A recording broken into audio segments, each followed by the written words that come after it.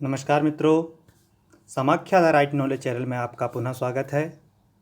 भारत का संविधान श्रृंखला के तहत आज हम लेकर के आए हैं भारतीय संविधान का भाग 1, संघ और उसका राज्य क्षेत्र, जिसको अंग्रेजी में the union and it's territory कहा जाता है, जो आर्टिकल 1 to 4 है, यानी अनुच्छेद 1 से 4 तक में दिया गया है। आगे बढ़ने से पहले आप हमारे चैनल को सब्सक्राइब करें, बेल आइकन जरूर दबा दें ताकि आपके पास नए वीडियोज़ की नोटिफिकेशंस आ सकें। वीडियो देखने के बाद वीडियो पसंद आए तो लाइक करें, शेयर करें ताकि दूसरों को लाभ हो, और कमेंट के माध्यम से हमें बताएं कि आपको ये वीडियो कैसा लगा। अगर आप इसमें कोई सुधार चाहते हैं या कुछ और वीडियो बनवाना चाहते हैं किसी और विषय पर, तो उसके लिए भी आप लिख सकते हैं। धन्यवाद। आगे बढ़ते हैं।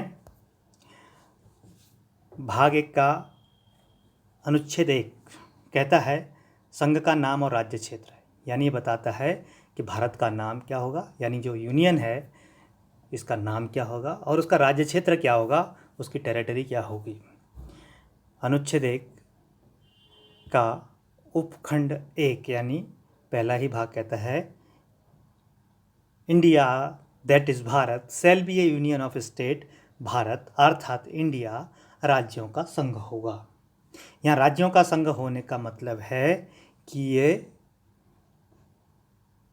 इसमें कई सारे राज्य होंगे और मूल इकाई होगा संघ, यानी यूनियन से स्टेट बनेंगे, न कि स्टेट से यूनियन बनेंगे। यही अमेरिका के संविधान में और भारतीय संविधान में, या अमेरिका के राजनीतिक संरचना में और भारतीय राजनीतिक संरचना में अंतर है। यहाँ कई लोगों को कन्फ्यूज़न रहती है कि राज्यों से मिलकर के संघ बना है या राज्यों से मिलकर के देश बना है, राष्ट्र बना है, जिसको संघ कहते हैं, संविधान की भाषा में यूनियन कहते हैं।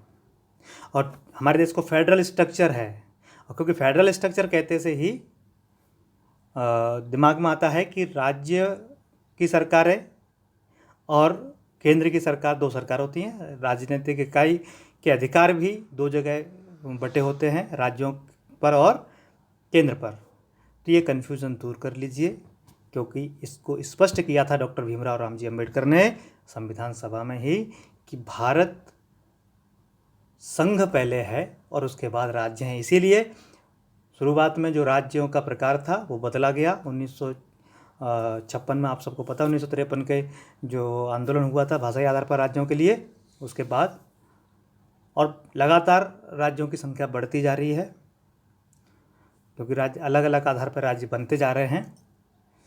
तो इसका मतलब क्या हुआ है कि संघ स्थायी है, राज्य परिवर्तनशील हैं, यानी संघ से राज्य निकल रहे हैं, न कि राज्यों से मिलकर के संघ बन रहा है। ये राज्यों का कोई समझौता नहीं है जिसके आधार पर जो राज्य मिलकर के समझौता करके संघ बनाते हैं उसको फेडरल कहते हैं। इसलिए हमारे यहाँ शब्द उपयोग हुआ है यूनियन, यूनियन ऑफ स्टेट, यानी संघ, राज्यों का संघ। ठीक है, ध्यान में आ गई बात। क्योंकि फेडरल और यूनियन का हिंदी में अनुवाद संघ ही होता है, इसीलिए थोड़ा भ्रम पैदा होता है। इस भ्रम को हमें दूर कर लेना चाहिए। इसी अनुच्छेद में कहा गया है राज्य और उनके राज्य क्षेत्र वे होंगे जो पहली अनुसूची में विनिर्दिष्ट हैं, यानी दिए गए हैं। पहली अनुसूची में क्या दिया गया है, जितने भी हमारे देश के स्टेट हैं यानी राज्य हैं, आप चाहे राजस्थान है, गुजरात है, मध्य प्रदेश है, उड़ीसा है, बिहार है, पश्चिम बंगाल है, यानी सबके नाम दिए गए हैं। उसकी टेरिटरी, उसका राज्य क्षेत्र भी दिया गया है, उसकी टेरिटरी कितनी होगी, क्या होगी। वहीं उसमें संघ राज्य क्षेत्र यानी यूनियन टेरिटरी, जो हम केंद्र शासित प्रदेश कहते हैं, उन वो भी दिए गए हैं। इसलिए इसी अनुच्छेद में क्लियर किया गया है भारत के राज्य क्षेत्र में क्या क्या होगा, राज्यों के राज्य क्षेत्र होंगे, और पहली अनुसूची में निर्दिष्ट यानी दिए गए संघ राज्य क्षेत्र भी होंगे, और ऐसे अन्य राज्य क्षेत्र भी आएंगे संघ के अंतर्गत भारत के राज्य क्षेत्र में, जो अन्य राज्य क्षेत्र से अर्जित किए गए हैं या समाविष्ट किए गए हैं। जैसे उदाहरण के लिए अगर मान लो जैसे सिक्किम शुरुआत में भारत का हिस्सा नहीं था, लेकिन बाद में उसको अर्जित किया गया, यानी भारत में समाविष्ट किया गया। ठीक है, आगे बढ़ते हैं। अनुच्छेद 2 यानी आर्टिकल 2 कहता है नए राज्यों का प्रवेश या स्थापना, एडमिशन और इस्टेब्लिशमेंट ऑफ न्यू स्टेट्स, यानी नए राज्य का प्रवेश करने या मतलब नया राज्य कोई ऐसा जैसे सिक्किम आया या नए राज्य की स्थापना, वो कैसे होगी? संसद विधि द्वारा। कौन करेगी स्थापना? ध्यान रखो, संसद करेगा। कौन करेगी? संसद करेगा। कैसे करेगी? विधि के द्वारा, लॉ के द्वारा करेगी। ठीक है, बिना लॉ के कुछ नहीं चलता। ऐसे निर्बंधनों और शर्तों के तहत, यानी टर्म एंड कंडीशंस रहेंगी। लिखा होता है स्टार लगा के TNC, टर्म एंड कंडीशन, शर्तें लागू। तो ऐसे निर्बंधन और शर्तों के तहत जो वह ठीक समझे। कौन ठीक समझे? संसद। संघ में नए राज्यों का प्रवेश या उनकी स्थापना कर सकेगी। यानी संसद को सर्वे सर्वा बनाया गया है नए राज्यों की स्थापना या प्रवेश के संबंध में। ठीक है, तो वहीं अनुच्छेद 3 कहता है, आर्टिकल 3 कहता है नए राज्यों का निर्माण और वर्तमान राज्यों के क्षेत्रों में, सीमाओं में या नामों में परिवर्तन कैसे हो सकता है। 3 चीज़ें हैं, जो नए राज्यों का निर्माण या वर्तमान राज्य के क्या क्षेत्र में, सीमा में और नाम में परिवर्तन। ठीक है, तो आपको ध्यान में आ गया है formation of new state and alteration of areas, boundaries और नेम्स। किस किस्म परिवर्तन? एरिया, बाउंड्री और नेम, यानी क्षेत्र, सीमा और नाम में परिवर्तन कौन करेगा? संसद। कौन कर सकता है? संसद कर सकता है। कैसे करेगा? विधि के द्वारा। ध्यान में आ रहा है?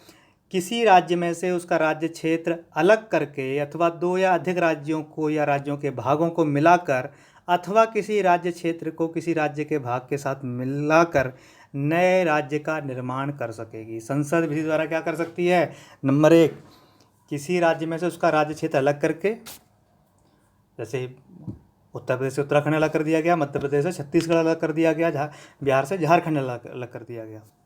उदाहरण ना, अभी हाल ही का जो आप आंध्र प्रदेश से तेलंगाना अलग कर दिया गया। ठीक है ना, तो किसी राज्य में से उसका राज्य क्षेत्र अलग करके अथवा 2 या अधिक राज्यों को या राज्यों के भागों को मिलाकर, कुछ अलग अलग राज्यों से लेकर के, कई राज्यों की इस प्रकार से मांग भी चल रही है, जैसे बुंदेलखंड की मांग चल रही है, जो कुछ मध्य प्रदेश का भाग इसमें, कुछ उत्तर प्रदेश का भाग उसमें डिमांड किया जा रहा है।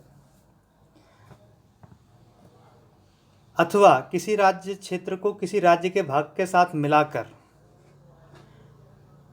किसी राज्य क्षेत्र को किसी राज्य के भाग के साथ मिलाकर, कोई एक एरिया विशेष है उसको दूसरे राज्य के साथ मिलाकर नए राज्य के निर्माण कर सकती है। कौन? संसद। किसी राज्य का क्षेत्र बढ़ा सकेगी। क्षेत्र कैसे? यानी दूसरे राज्य से दूसरे राज्य में मिलाना।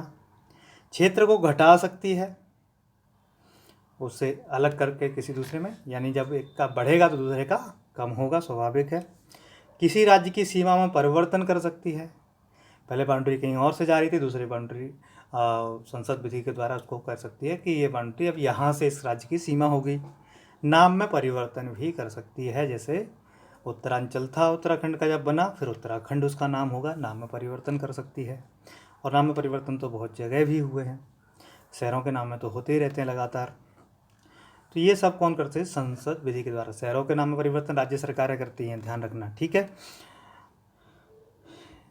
तो नोट जो लिखा है उसको ध्यान से आप पढ़ना है कि इस प्रयोजन के लिए, यानी जो भी विधेयक या जिसको हम कहते हैं बिल आ रहा है राज्य के इन सब चीज़ों को करने के लिए, नए राज्य का निर्माण हो या क्षेत्र घटाना बढ़ाना या सीमा परिवर्तन, नाम परिवर्तन है, इस प्रयोजन के लिए कोई भी विधेयक आता है वो राष्ट्रपति की सिफारिश पर तथा संबंधित राज्य की, यानी जो भी राज्य उससे प्रभावित होगा, कम या ज़्यादा होगा, राज्य की विधायिका की सहमति के बिना नहीं लाया जा सकता।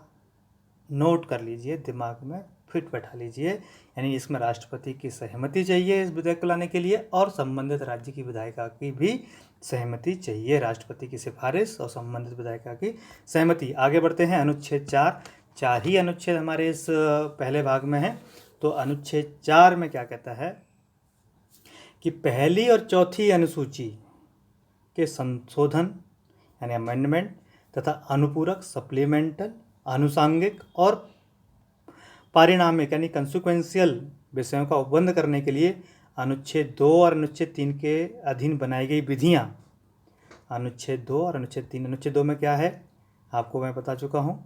अनुच्छेद 2 जिसमें क्या कहा गया है, नए राज्यों का प्रवेश या नए राज्यों की स्थापना, ठीक है, उसके बारे में संसद को अधिकृत किया गया है।